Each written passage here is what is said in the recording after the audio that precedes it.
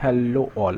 So today in this lecture, from this lecture हम अपना chapter 2 start करेंगे, that is fluid statics, और उसका जो पहला पोर्शन है वो है प्रेशर मेजरमेंट। हम इसमें बात करेंगे how the pressure is measured, और हम डिफरेंट टाइप के प्रेशर्स और अलग अलग कंडीशन प्रेशर कैसे मेज़र करेंगे।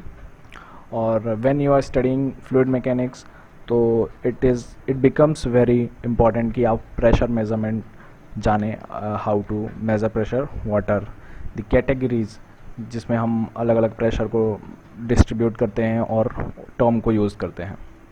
सो फर्स्ट वी शुड नो कि प्रेशर की डेफिनेशन क्या है। So pressure is defined as the normal force per unit area and its SI unit is newton per metre square और पास्कल। सिंपली तो हम बचपन से पढ़ते आ रहे हैं that what pressure is actually, but बहुत लोगों को मिसकंसेप्शन रहता है that force per unit area is pressure. नहीं, it's actually normal force per unit area. Okay, so basic understanding के लिए एक और यहाँ पे बहुत अच्छी लाइन लिखी हुई है that pressure basically represents the number of molecules striking the surface. ठीक है, नंबर ऑफ मॉलिक्यूल्स जो सरफेस को स्ट्राइक कर रहे हैं, अगर वहाँ पे कोई मॉलिक्यूल नहीं होगा तो there will be no pressure and hence pressure is a representative of molecules, means कि more the pressure higher the molecules. Okay, so pressure is always compressive in nature and it is shown by a point on Mohr diagram. So pressure always compressive होता है क्योंकि ये outer direction से, means outer atmosphere से लगता है ये किसी भी बॉडी की inner property नहीं होती है प्रेशर, और बल्कि स्ट्रेस की अगर हम बात करें तो स्ट्रेस एक इनर प्रॉपर्टी होती है किसी भी मटेरियल की। We can see the formula here that pressure is equals to normal force per unit area. normal force की always perpendicular act होगा। okay? और मोर सर्कल में हम इसको एज अ पॉइंट रिप्रेजेंट कर सकते हैं। we will talk Mohr circle later on in SOM strength of material में हम इसके बारे में अच्छे से बात करेंगे। अभी सिर्फ आप ये चीज़ इम्पॉर्टेंटली नोट कर लो। नाउ वी सी की टाइप्स ऑफ प्रेशर किस किस टाइप के होते हैं। प्रेशर एक ही टाइप का होता है बट उसके क्लासिफिकेशन है। तो सबसे पहला एटमॉस्फेरिक प्रेशर। ठीक है, तो it is the exerted by environment. ये आप लोगों को नॉर्मली पता ही होगा दैट जो इन्वायरमेंट प्रेशर एक्सर्ट कर रहा है that is atmospheric pressure. And ये बैरोमीटर से मेज़र किया जाता है। बैरोमीटर आप लोगों ने काफ़ी बार पढ़ा होगा 11th-12th स्पेशली में प्रैक्टिकल्स के टाइम पे, और it was invented by Torricelli. It is not that important but for general purpose आप इसका नॉलेज रख सकते हैं। Then comes gauge pressure. Gauge pressure क्या होता है? These are measure with respect to atmospheric pressure. कोई भी ऐसा प्रेशर जो एटमॉस्फेरिक प्रेशर के रिस्पेक्ट में मेज़र किया गया है, it is known as gauge pressure. तो इसका प्रैक्टिकल लाइफ एप्लीकेशन की बात करें तो व्हेन यू गो समवेयर, अगर आप गाड़ी में हवा भरवाने जा रहे हैं या फिर कहीं भी प्रेशर मेज़र हो रहा है तो वहाँ पे जो भी प्रेशर का मेज़रमेंट होता है वो with respect to atmospheric air होता है। ओके, वो गेज प्रेशर होता है। उस आगे हम आगे पढ़ेंगे, उसमें एक वैक्यूम प्रेशर भी होता है। देन अगर ये इस लाइन की बात करें तो while measuring gauge pressure atmospheric pressure is taken a zero. हम ऐसा आप समझ लीजिए कि एटमॉस्फेरिक प्रेशर को रेफरेंस माना है, उसके ऊपर जो भी हम प्रेशर मेज़र करेंगे तो वो हमारा गेज प्रेशर में काउंट होगा। जो PATM है उसको हमने क्या माना है? रेफरेंस मान लिया है। मीन्स यहाँ पे जो भी वैल्यू होगी प्रेशर की वो zero. Then the next line it is written कि प्रेशर कैन बी पॉजिटिव और नेगेटिव। तो इसका मैं यही मतलब समझाना चाह रहा हूँ कि प्रेशर या तो मेज़र करोगे आप तो एटमॉस्फेरिक प्रेशर से ऊपर आ सकता है या तो नीचे आ सकता है। ऑफ कोर्स नेगेटिव भी हो सकता है। तो इसको हम gauge pressure, positive gauge pressure, इसको नेगेटिव गेज प्रेशर बोलते हैं, या फिर इसको समटाइम्स हम वैक्यूम भी बोल देते हैं। ओके, एक मिनट। गेज प्रेशर, जो नेगेटिव गेज प्रेशर है उसी को हम वैक्यूम प्रेशर भी बोल देते हैं। तो कभी कभी दो अलग अलग टर्म्स आती हैं, तो don't be confuse on that. Now will talk about absolute pressure. Absolute pressure क्या होता है? तो एक ना एक कोई डेटम लाइन होगी जिससे ये एटमॉस्फेरिक प्रेशर भी काउंट हुआ होगा जिसके रिस्पेक्ट में। मीन्स कि अगर हम इसको माने ज़ीरो तो PATM भी किसी के रिस्पेक्ट में मेज़र किया गया है, तो that reference or datum line is known as absolute pressure. Not that datum line means कि with reference to that datum line means कि अगर हम इसको यहाँ से मेज़र करते हैं किसी भी प्रेशर को इस लाइन के रेस्पेक्ट में, इस रेफरेंस लाइन के रेस्पेक्ट में, then the pressure becomes absolute pressure.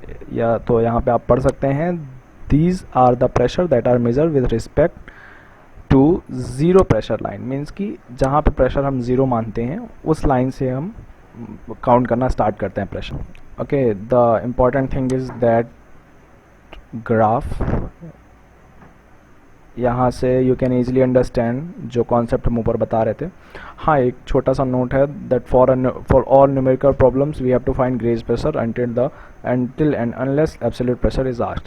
Most of the time question में सिर्फ प्रेशर पूछता है दैट कि प्रेशर कितना होगा. सो ऑलवेज हम गेज प्रेशर ही फाइंड आउट करते हैं, हम कभी भी एब्सोल्यूट प्रेशर फाइंड आउट नहीं करते इन जनरल जब तक क्वेश्चन में पूछा नहीं गया हो कि फाइंड द एब्सोल्यूट प्रेशर, तब तक हम उसको जो काउंट करते हैं वो गेज प्रेशर ही काउंट करते हैं. तो हम यहाँ पे इसकी बात कर रहे थे, तो जो ज़ीरो प्रेशर लाइन थी, ओके, ये जो वो रेफरेंस लाइन थी जिससे एब्सोल्यूट प्रेशर मेज़र किया जाता है, दैट इज़ दिस लाइन. इसके ऊपर हम थोड़ा सा जाएंगे तो हमने कुछ मेज़र किया, एटमॉस्फेयर जितना एक्सर्ट कर रहा है वो PATM है, वो ये लाइन है. ओके, अब क्या होता है कि अगर हमने एक और प्रेशर मेज़र किया A पॉइंट पे जो एटमॉस्फेरिक प्रेशर से इतना ज़्यादा है, ओके, ये इतना ज़्यादा एटमॉस्फेरिक प्रेशर से है, मान लिया हमने ये 200 किलो पास्कल्स है, तो गेज प्रेशर 200 किलो पास्कल हो गया, बट ऑलरेडी एटमॉस्फेरिक प्रेशर कुछ ना कुछ था, that is 101.3 kilo pascal, one atmospheric pressure जिसको हम बोलते हैं. सो इस रेफरेंस से, एटमॉस्फेरिक प्रेशर के रेफरेंस से जब हम मेज़र कर रहे हैं तो उसको हम गेज प्रेशर बोल रहे हैं, that is 200 kilo pascal. But जब हम काउंट करते हैं ज़ीरो प्रेशर लाइन से, मीन्स इस लाइन के रिस्पेक्ट से, तो उसको हम P एब्सोल्यूट या एब्सोल्यूट प्रेशर बोलते हैं. उसमें इन दोनों को ऐड कर दिया जाता है, ठीक है. तो आपका टोटल जो एब्सोल्यूट प्रेशर अगर क्वेश्चन में पूछा है तो you will write 301.3 kilo pascal, means कि 200 प्लस 101.3. सिमिलरली अगर एक पॉइंट B है जिसका हम प्रेशर काउंट करते हैं और प्रेशर इसका ड्रॉप होता है, ओके, मीन्स कि negative pressure is there. So what we gonna do is that we have to add that pressure in atmospheric pressure, but as the pressure is negative in nature, it is also known as vacuum.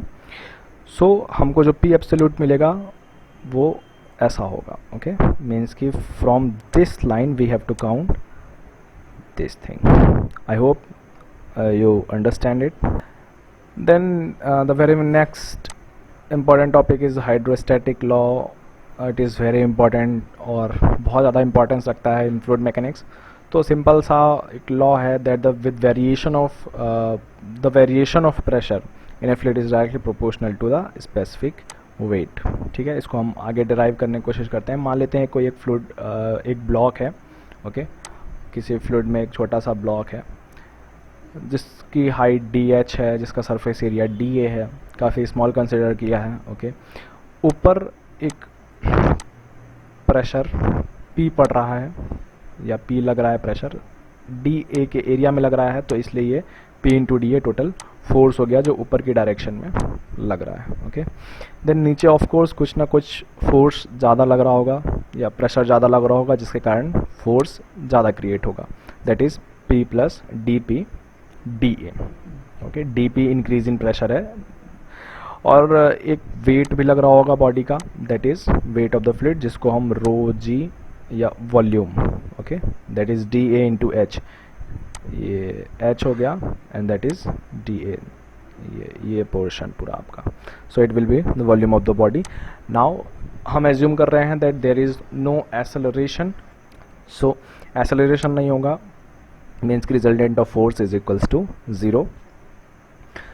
हम equate करेंगे जो vertical direction है, vertical direction में PDA plus downward direction में रो G DAH जो आपका ये लग रहा है. देन अपवर्ड डायरेक्शन में एक अकेला फोर्स लग रहा है, that is P plus DP DA. जब D का अंदर DA का अंदर मल्टीप्लाई किया तो हमारे पास ये टर्म आया DA plus dpdA. So pda will cancel out each other and dA will cancel this dA right here. उसके बाद फर्दर सॉल्व करेंगे तो हमको ये term dp by d h is equals to rho g मिल रहा है, या इस रो जी को हम ये W भी लिख सकते हैं, दैट इज़ स्पेसिफिक वेट. तो यहाँ पे यही चीज़ थी कि with variation of pressure in a fluid in vertical direction that is H. Vertical direction में जैसे जैसे प्रेशर में वेरिएशन होगा will be directly proportional to specific weight. Now we have got this general equation. तो अगर हमको किसी height h पे डेप्थ h पे हमको प्रेशर फाइंड आउट करना है तो हम सिंपली क्या करेंगे, h को हमने इधर किया और हम इसको इंटीग्रेट कर देंगे, integrate from zero pressure to peak pressure. और यहाँ पे इंटीग्रेशन की जो लिमिट होगी from zero height to h height. Okay, और ये इंटीग्रेशन के बाद कांस्टेंट टर्म आएगा आपका रो जी एच. ये रो जी बाहर आ जाएगा, अंदर ऐसा इंटीग्रेशन में सिर्फ डी एच बचेगा और 1 डी एच का इंटीग्रेशन एच होगा. सो हम बाउंड्री कंडीशन अप्लाई करेंगे कि at H is equals to 0 P is equal to P atmosphere. Means कि अगर हम ये एक बाउंड्री कंडीशन किस लिए अप्लाई कर रहे हैं, हमको कांस्टेंट की वैल्यू चाहिए. ओके, मीन्स ये जो कांस्टेंट है इसकी कुछ ना कुछ वैल्यू होगी, तो हम इसकी वैल्यू फाइंड आउट करने के लिए ये हम एज्यूम कर रहे हैं कि जो एज्यूम नहीं, boundary condition that H as equals to 0 means की सरफेस पे जो प्रेशर है वो प्री एटमॉस्फेरिक की इक्वल है. ऑफ कोर्स वो प्रेशर जो उसके ऊपर है वो एटमॉस्फेयर ही एग्जर्ट कर रहा है, कोई एक्स्ट्रा प्रेशर या लोअर प्रेशर नहीं है. तो इसकी वैल्यू अगर हम इस पे रखते हैं तो we will find that C is equals to P A T M. Means कि C की value P A T M के इक्वल आ जा रही है. ये वैल्यू हम यहाँ पुट करेंगे इस इक्वेशन में. Okay, so P is equals to rho G H plus P A T M. ये एब्सोल्यूट प्रेशर हो गया हमारा उस H पॉइंट पे, H डेप्थ पे. लेकिन अगर हमको गेज प्रेशर निकालना है तो हम P एटमॉस्फेरिक को हटा देते हैं. So we will find out the gauge pressure in this manner. अगर हमसे H डेप्थ पे ओके किसी भी फ्लूइड में, ऐसे कोई फ्लूइड है उसमें H डेप्थ में हमसे प्रेशर पूछ रहा है, इस पॉइंट पे प्रेशर अगर क्या होगा, तो we will simply use this formula rho G H. और ये ध्यान रखना है कि ये गेज प्रेशर है, अगर हमसे एब्सोल्यूट पूछता है तो हमको पी एटमॉस्फेरिक ऐड करना पड़ेगा. और यूनिट आप लोगों को पता है कि न्यूटन पर मीटर स्क्वायर ही होगी. So thank you so much. तब तक कीप सॉल्विंग क्वेश्चंस. मिलते हैं नेक्स्ट लेक्चर में. Thank you so much.